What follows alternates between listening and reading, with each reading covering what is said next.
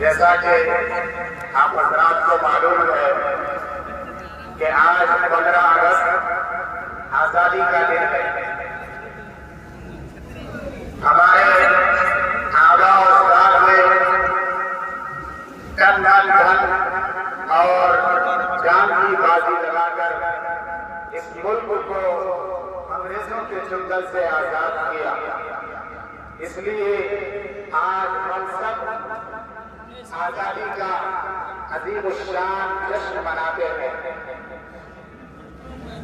हाज़िरीन मजलिस, आपको मालूम होगा कि आज से तकरीबन 200 साल कबल हमारे इस प्यारे मुल्क पर बेइंतहा चालबाजी, गद्दारी